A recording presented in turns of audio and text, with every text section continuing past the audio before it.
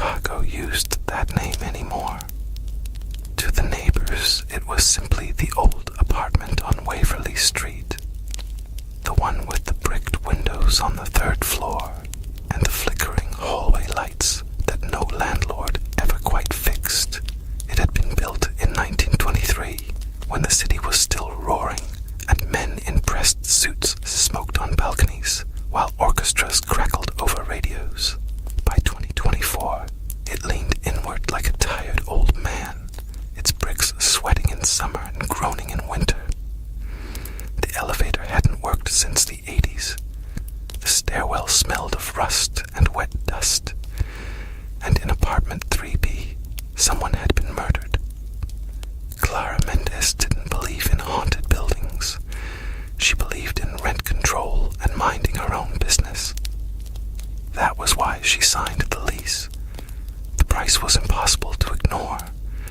A 1-bedroom in a historic building for half of what her friends were paying. The landlord, Mr. Halpern, had avoided her eyes when handing over the keys. The previous tenant passed unexpectedly, he'd said. Natural causes. Clara hadn't pressed. People died in apartments all the time. Old buildings, old pipes, old hearts. The first night she noticed the smell. Not rot, not mildew. Something metallic and faintly sweet, like pennies left in water. She scrubbed the floors anyway. She bleached the bathroom tiles until her eyes burned. The scent lingered, subtle but constant. On the 3rd day, she found the stain. It was beneath the radiator in the living room, a dark bloom in the hardwood. Someone had tried to sand it down.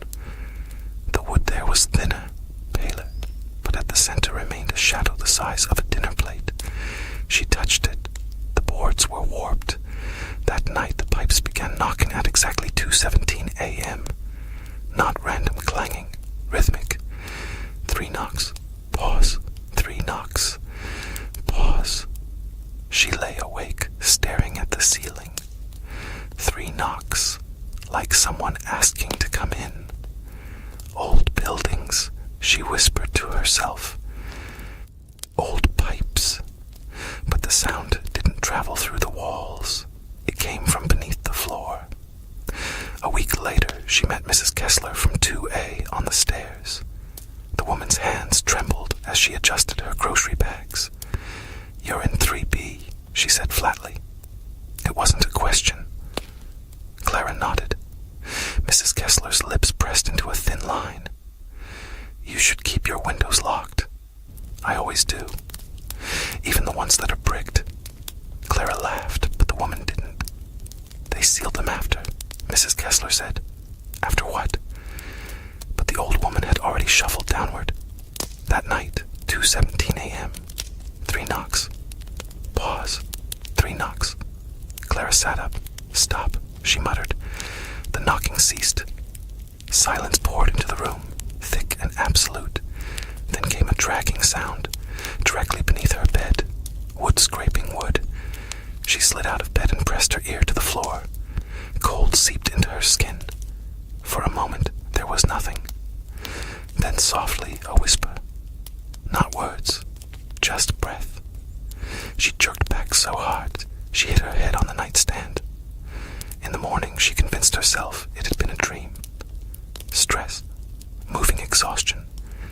She made coffee. She avoided looking at the stain. But that evening, she found something new. The radiator had shifted slightly away from the wall. Just an inch.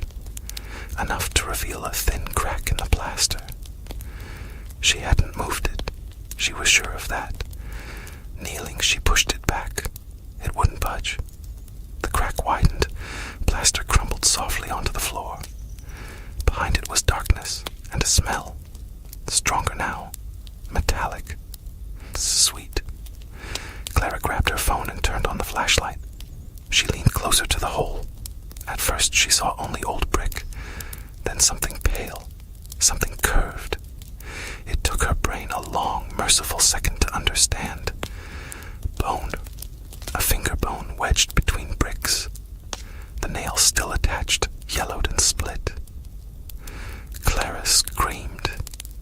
The police came within 15 minutes. They pulled the radiator free. The wall opened like a wound. Inside was a cavity carved between support beams, and inside that cavity was what remained of a man. He had been folded into the space, knees forced to chest, jaw hanging open as if mid-sentence. The detective on scene, Ramirez, spoke gently. "You didn't know," he assured her. Clara nodded numbly, but she hadn't told him about the knocking. Forensics determined the body had been there for years, at least 6. Cause of death, blunt force trauma to the skull. The killer had never been caught. The previous tenant had not died of natural causes. His name had been Daniel Vale. He had been 32, a freelance photographer. Reported missing. No family in the city. No one pushed hard enough. Clara moved into a hotel while the investigation reopened, but nothing came of it. No fingerprints survived.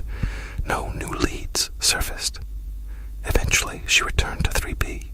She told herself the worst was over.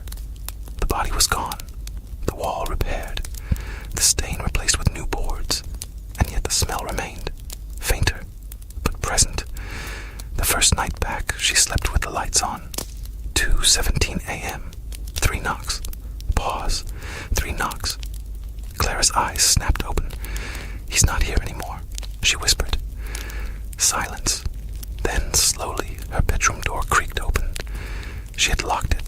She was certain. The hallway beyond was dark. She reached for her phone. 2:17 glowed on the screen.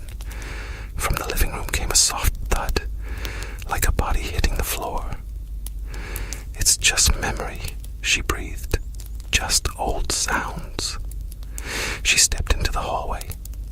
The air was colder. Each step toward the living room felt heavier, as though the apartment resisted her movement. The new boards near the radiator gleamed under moonlight, unmarked, perfect. Then they began to darken, a spot forming at the center, spreading outward in a slow, blooming stain. Wet, fresh. Clara staggered back. "No," she whispered. The stain pulsed. Once. Twice. Then from beneath the boards came a voice. Clear this time. Hoarse. "He's still here." The lights went out. Total darkness swallowed the room. Clara's breath came in sharp gasps. "Who?" she choked. A shape rose from the floor. Not climbing, emerging as if the wood were liquid. A man unfolded himself onto the living room boards, his limbs bent at wrong angles, his skull caved slightly on one side. Daniel Vale's empty eyes fixed on her. He never left, the corpse rasped. Footsteps echoed in the hallway outside her apartment. Slow, measured. Clara turned toward the door. The handle twisted gently. Once, twice. A key slid into the lock. She hadn't given anyone a key. The door opened. Mr. Halpern stood there, framed by darkness. His expression was not surprised, not confused, just tired. "I told him to leave," he said softly, stepping inside. He wouldn't listen. Clara's gaze flicked to the apparition behind her. He found the old ledgers," Halpern continued. "People don't understand how much these buildings cost to maintain. Sometimes tenants fall behind." Daniel's broken jaw worked silently. "You killed him," Clara breathed. Halpern's eyes shifted past her. He could see it too. His face paled. "No," he whispered. "No, you're gone." Daniel began crawling toward him, joints cracking like snapping twigs. "You sealed the windows," Clara said, backing away. "You hit him in the wall." "It was an accident," Halpern insisted, voice shaking now. "He slipped, hit his head. I panicked." The corpse reached his feet. Bony fingers wrapped around Halpern's ankle. landlord screamed as the floorboards softened beneath him like wet cement. He clawed at the doorway, splinters digging into his nails. "Help me!" he shrieked. Clara couldn't move. Daniel's hollow gaze never left her as Halpern's body sank slowly into the wood. Inch by inch, his screams muffled as the boards closed over his mouth, his nose, his eyes. The apartment fell silent. The lights flickered back on. The stain was gone. The floor pristine. Daniel stood once more in the center of the room, whole now, skull unbroken, eyes almost gentle. "Thank you," he said. Then he dissolved into dust that smelled faintly of pennies and old rain. The next morning, the police found no sign of Mr. Halpern. No forced entry, no disturbance. Clara moved out that day. She didn't tell anyone what she'd seen. The building was sold within the month to a development company. Renovations began. Workers gutted 3B entirely. When they tore up the living room floor, they found nothing. No blood, no body. But deep in the subfloor, carved into a support beam, were 3 words etched over and over again. "He's still here." And every night since the renovation began, at exactly 2:17 a.m., 3 knocks echo through the hollow bones of the Marrowick Residences, waiting for someone new to listen. The construction crew lasted 9 nights. On the 10th, only their tools remained. It started small, a misplaced hammer, a radio that turned itself to static at exactly 2:17 a.m. Then came the knocking. 3 knocks. Pause. 3 knocks. The workers laughed it off the first time. Old pipes, they said, even though the plumbing had been ripped out days earlier. On the 4th night, a man named Curtis swore he saw someone standing inside the bricked window of 3B. Not outside, inside the bricks. A face pressed between mortar lines, skin flattened like clay, eyes wide and unblinking. The others told him to get some sleep. On the 6th night, the fresh drywall in the living room began to bulge inward as if something behind it were breathing. They cut it open. Nothing but insulation and beams. By the 9th night, no one would enter the unit alone. They worked in pairs, backs to each other, tools clutched tight. At 2:17 a.m., the lights failed across the entire building. Not just 3B, all 4 floors. The generator downstairs never engaged. In the pitch dark, the knocking came again. Not from beneath the floor this time, from inside the walls, surrounding them. 3 knocks. Pause. 3 knocks. Curtis started screaming before anyone else saw it. The floor in the living room darkened just like before. A stain blooming through brand new hardwood. Wet, spreading fast. The men stumbled back toward the hallway, but the corridor seemed longer than it had been moments earlier. Stretching, the exit sign flickered red, then black. Something moved beneath the stain. A hand pressed upward from under the boards, fingers splaying, wood bending like skin. The foreman dropped his flashlight. The beam rolled across the floor and landed on a shape standing in the kitchen doorway. A man in outdated clothes, collar stained dark, skull slightly caved on one side. But he wasn't alone. Figures crowded behind him, half formed in shadow. A woman clutching her throat. A teenage boy with bruises circling his neck. An elderly man whose jaw hung loose. Their eyes were empty. Their mouths moved without sound. The foreman backed into the wall. "We didn't do anything," he whispered. The first figure, Daniel, tilted his head slowly. Then, in a voice layered with many others, he spoke. He never worked alone. The bricked windows began to crack from the inside.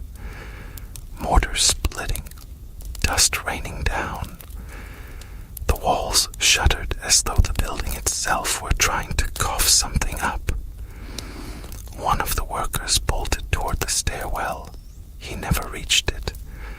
The hallway floor softened beneath his boots, swallowing him to the waist. He clawed at the carpet as it liquefied around his fingers. The others ran the opposite direction, back into 3B. The worst possible choice. The apartment door slammed shut behind them. The handle twisted violently, though no hand touched it. The figures in the kitchen began to step forward one by one, their feet never quite touching the floor. Curtis fell to his knees. "What do you want?" he sobbed. Daniel's broken skull shifted, bone knitting and splitting in the same motion. "Witness," the layered voices answered.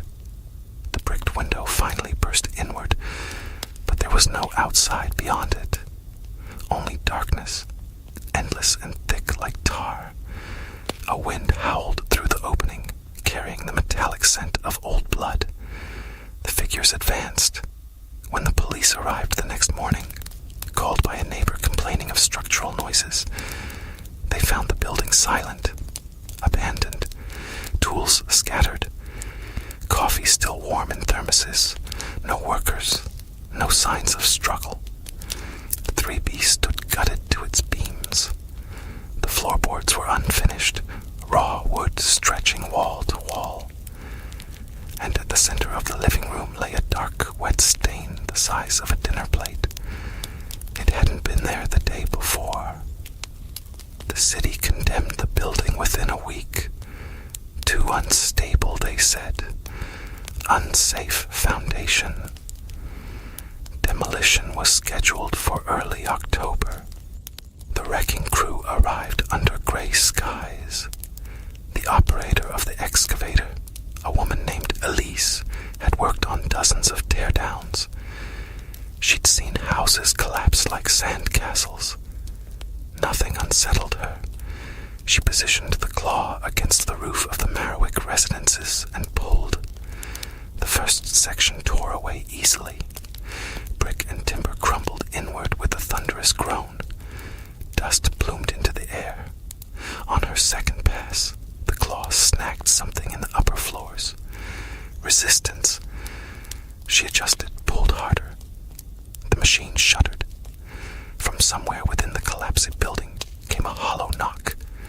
3 times. Even over the engine's roar, she heard it. She froze. The claw remained embedded in what had once been 3B. The knocking came again. 3 knocks. Pause. 3 knocks.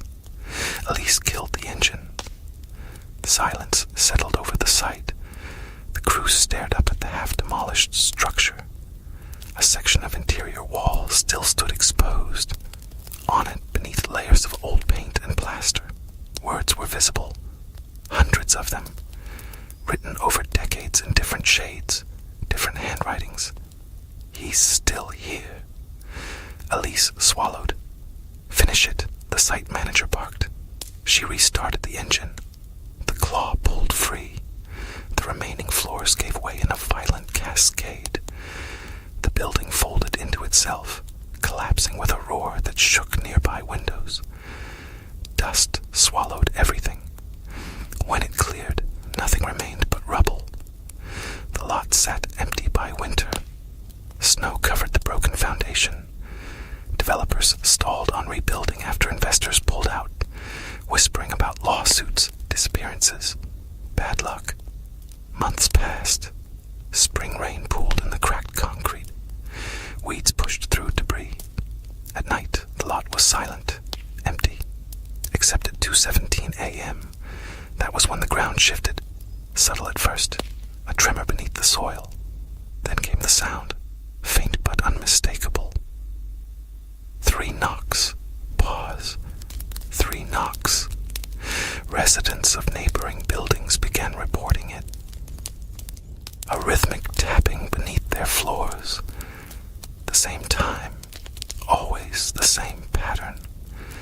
The city sent inspectors. They found nothing.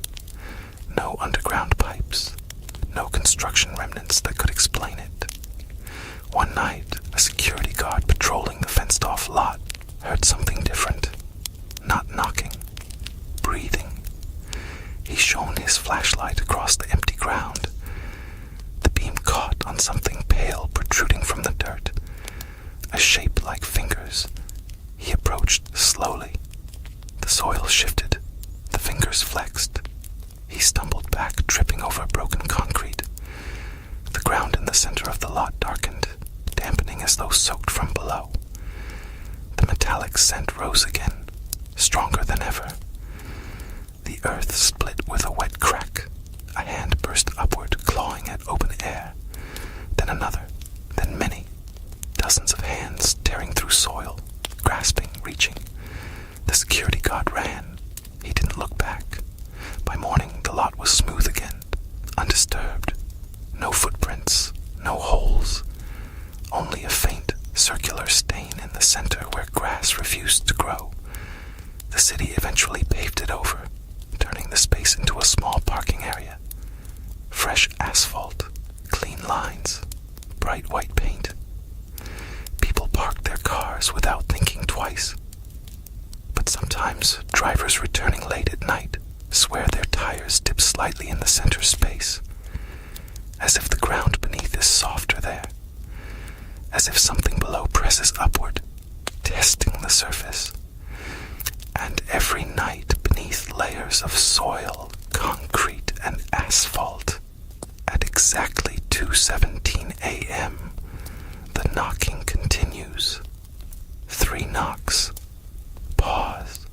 3 knocks. Waiting. For years, nothing else happened. The lot remained ordinary by daylight. Sedans, oil stains, shopping carts abandoned at its edges. Children cut across it on their way to school. Delivery drivers smoked in the far corner. The city forgot what had stood there.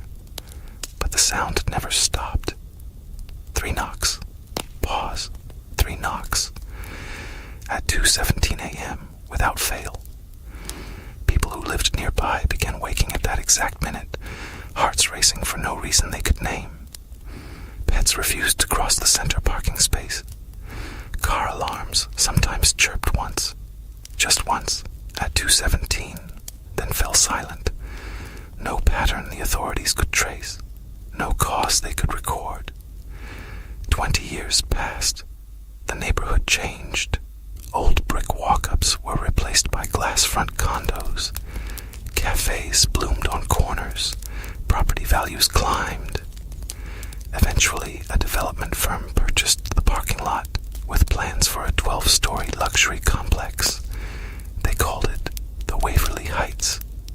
Construction began in spring. The first week was uneventful. Surveyors mapped the ground. Crews drilled test shafts. On the 7th night, the night crew reported a strange vibration in their equipment at 2:17 a.m. The foreman blamed faulty calibration. On the 9th night, a drilling rig punched deeper than intended and struck empty space where solid earth should have been. The drill dropped suddenly, plunging several feet before jamming. When they pulled it up, the metal bit was slick with a dark residue that smelled faintly metallic. Lab results later described it as organic contamination, though no one could identify its source. Work continued.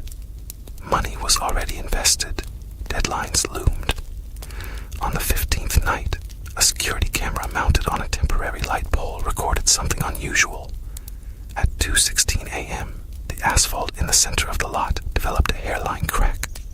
At 2:17 precisely, the crack widened in 3 sharp jolts, as though struck from below. 3 impacts. The footage glitched. Static swallowed the frame for 12 seconds. When the image returned, the asphalt was smooth again. The camera itself had rotated slightly, angled downward toward the ground. No one remembered adjusting it. They blamed vandals, teenagers, faulty wiring. By the time excavation began in earnest, the asphalt was peeled back and hauled away. The first scoop of earth exposed soil darker than it should have been. moist despite weeks without rain.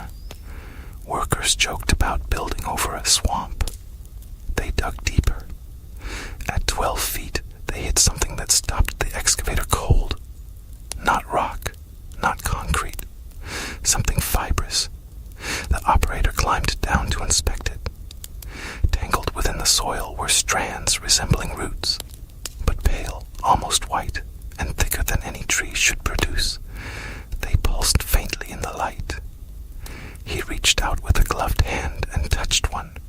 It twitched. He recoiled. The strands withdrew slowly into the dirt like worms retreating from sun. Word spread across the site. The project manager insisted it was natural root growth from long-removed trees. "Keep digging," she ordered. The next morning, the hole had filled itself halfway, not with loose soil fallen from the sides, but compacted earth, smooth and level, as if packed deliberately. There were no signs of intrusion, no footprints, no equipment tracks, just filled ground where emptiness had been. They dug again, this time faster. By evening, they reached nearly 20 feet, and there, embedded vertically in the wall of the pit, they found wood. A beam, old, darkened with age. Carved into it were faint letters. "He's still here." The same phrase repeated over and over, the grooves filled with hardened residue the color of dried blood. The project manager felt her throat tighten. "It's leftover foundation," she said, "from the old building." But the old building had never extended that deep. City records confirmed it. Still, she ordered the beam removed. Workers attached chains and pulled. The wood resisted, not because it was heavy, because it seemed anchored to something below. When it finally tore free, the ground trembled violently. Not an earthquake, a localized shudder, centered entirely within the pit. And then, unmistakable in the sudden hush, came the sound. 3 knocks. Pause. 3 knocks. Every worker froze. The knocking came again, this time from all around them, echoing through soil, through air, through bone. A vibration they felt in their teeth. The pale root-like strands erupted from the walls of the pit, bursting through dirt in writhing masses. They wrapped around equipment, around boots, around wrists. Screams split the air. One man was yanked downward as the earth beneath him liquefied. Another tried to climb the ladder out of the pit, only for the rungs to bend and soften under his grip.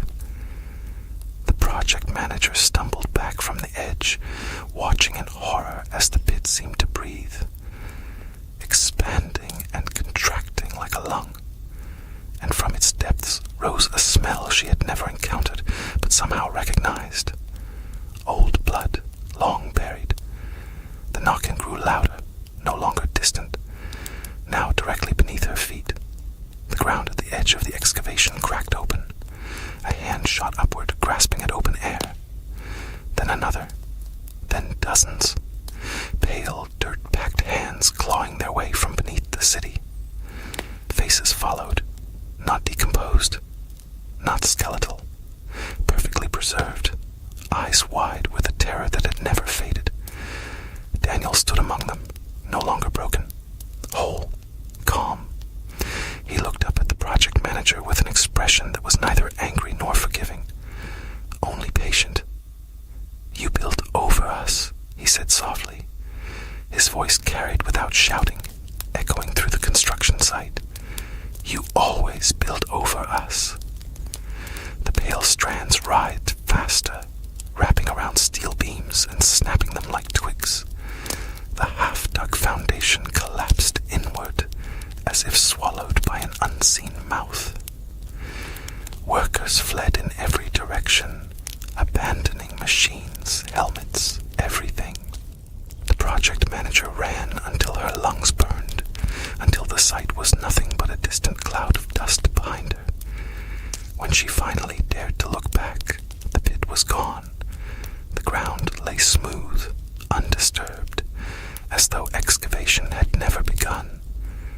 machinery, no debris, no sign that dozens of people had been working there moments before.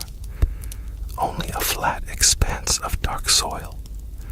Authorities arrived to find an empty lot and a missing crew. Surveillance footage from surrounding streets showed workers running, but once they crossed the sidewalk bordering the lot, they simply vanished from view, as if stepping behind an invisible curtain. The city sealed the area permanently after that. High fencing, concrete barriers, official statements about unstable ground conditions. People stopped asking questions. Decades later, the land remains empty. No one attempts to build there anymore. Grass won't grow in the center. Rainwater gathers but never reflects the sky properly, its surface always slightly disturbed, as though something beneath shifts restlessly. And if you stand close enough at 2:17 a.m., pressing your ear to the earth, you can hear it clearly. Not angry, not frantic, just steady. 3 knocks. Pause. 3 knocks. Waiting for someone to answer.